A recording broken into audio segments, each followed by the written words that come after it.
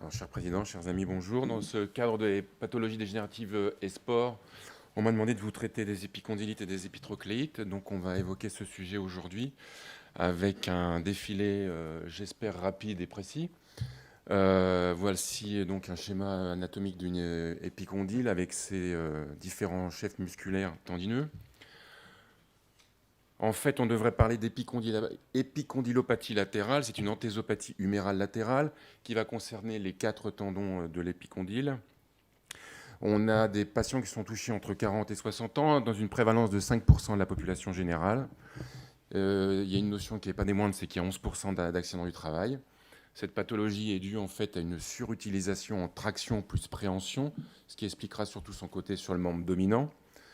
On est donc de plein pied dans ce qu'on va appeler les technopathies, et elle est connue sous le nom de tennis elbow. Mais comme on l'a pu le démontrer, le tennis n'est pas le seul concerné comme sport. Les gymnastes, les joueurs de baseball sont aussi concernés par cette pathologie. Quels sont les signes cliniques? On aura donc une douleur à la palpation de l'épicondyle, l'extension passive forcée du coude, qui sera associée à la flexion palmaire du poignet déclenche la douleur, et l'extension contrariée du majeur douloureuse, avec un coude et un poignet en extension. Les examens complémentaires sont bien sûr très importants. La radiographie qui mettra en évidence une cartographie articulaire et qui recherchera des calcifications périarticulaires. L'échographie qui est très performante puisqu'elle va nous montrer l'état finalement de ces tendons associés à des lésions fissuraires ou d'écollement, ainsi qu'un renfort échodoplaire inflammatoire sur ces lésions. L'IRM est nécessaire ou utile si on recherche des diagnostics différentiels, et l'électromyogramme sera éventuellement demandé avec des potentiels évoqués sur les pathologies que Gilles vient de vous parler, notamment du nerf radial. On a affaire à un phénomène dégénératif par traction mécanique, comme je vous l'ai défini. Ce sont des phénomènes angiofibroblastiques. Les calcifications dans le cadre de la pathologie dégénérative ne sont pas rares. Il n'existe donc pas de phénomène inflammatoire initial. Les diagnostics différentiels sont pour les plus connus l'instabilité postérolatérale, les corps étrangers, l'ostéochondrose de la tête radiale, comme vous l'a défini Gilles avant, et les franchinoviales, comme il nous a très bien montré sur sa vidéo. Les pathologies neurologiques sont concernant le nerf radial, le nerf interosseux postérieur, et toujours se méfier d'une névralgie cérico-brachiale qui peut prendre les allures d'une symptomatologie de pathologie latérale du coude. L'épitrocléite, elle, donc sur ce schéma anatomique aussi, sur ces rapports anatomiques tendineux, musculaires et articulaires. Et en fait, on parle aussi d'épitrocléopathie, et donc on est dans une antésopathie humérale postéromédiale qui va concerner ces 4 chefs musculaires principaux. On a affaire à des patients qui sont un petit peu plus jeunes, 30-50 ans. C'est une pathologie qui est beaucoup moins fréquente que l'épicondylopathie. Ça fait partie du tableau des maladies professionnelles. On l'appelle aussi golf elbow, mais sont concernés aussi les gymnastes, en fait tous les sports de jet également, que ce soit le handball, le lancement du javelot, du disque. Les signes cliniques sont un petit peu plus pauvres. On a une palpation bien évidemment douloureuse de l'épitroclé et la pronation contrariée douloureuse du coude, de l'avant-bras, pardon. Les examens complémentaires sont simples aussi, consisteront en une radiographie et une échographie éventuelle qui pourra servir également à faire le diagnostic différentiel sur une instabilité ulnaire qui pourrait symptomatologiquement s'exprimer comme une épitrocléopathie. On a affaire également à des phénomènes dégénératifs de traction mécanique. On est vraiment dans de la technopathie par traction exagérée, surmenage.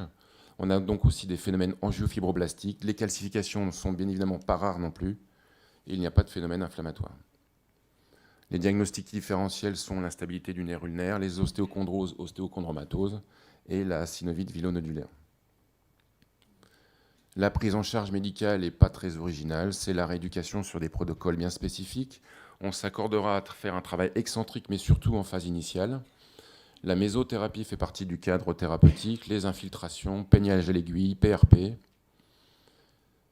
Et on a aussi la place des ondes de choc, ou en tout cas des traitements physiothérapiques, comme sont les radiofréquences ou les ondes de choc, qui ont leur place dans ces pathologies dégénératives du coude, chez les sujets sportifs et actifs.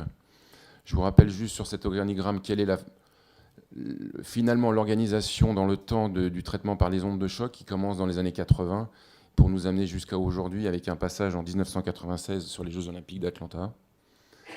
Je vous rappelle que vous avez deux techniques différentes. Vous avez des ondes de choc focales et des ondes de choc radiales. Ce sont deux technologies et deux conceptions complètement différentes. Je vous rappelle qu'une onde de choc, c'est une définition physique, c'est une variation de pression importante sur un temps très court, et que cette variation de pression, on va la définir soit de façon en focale ou en fonction radiale. Le concept donc de choc radial est basé sur une collision sur une vitesse très rapide, une pulsion très brève aussi, et deux concepts très importants, l'énergie maximale d'application est sur la surface d'application, et vous avez une pénétration très limitée puisqu'elle est régie par une règle mathématique tout simplement. Et juste cette photo pour vous montrer la progression d'une onde de choc et d'un front d'onde dans un module hydrique. Les effets physiologiques de ces ondes de choc sont avant tout biochimiques, et le schéma mécanique en tout cas est abandonné maintenant depuis plus de 5 ans, et on sait que les ondes de choc ont surtout une application biochimique dans les tissus qui vont recevoir cette onde, et on n'est plus question de faire du micro-saignement, je ne sais quoi, qui ont toujours été des hypothèses qui maintenant sont réfutées. La principale effet physiologique des ondes de choc, c'est une création pour l'instant admise de stimulation du monoxyde d'azote, qui est un anti-inflammatoire et un vasodilatateur reconnu. Le premier à avoir particulièrement monté ça, c'est M. Mariotto sur les effets du monoxyde d'azote, qui avait fait des séries sur des lapins, avec des sujets contrôle, avec artériographie de ces lapins, et qui avait montré notamment qu'avec l'effet du monoxyde d'azote, on avait ces effets principalement biochimiques sur les tissus qui recevaient les ondes de choc.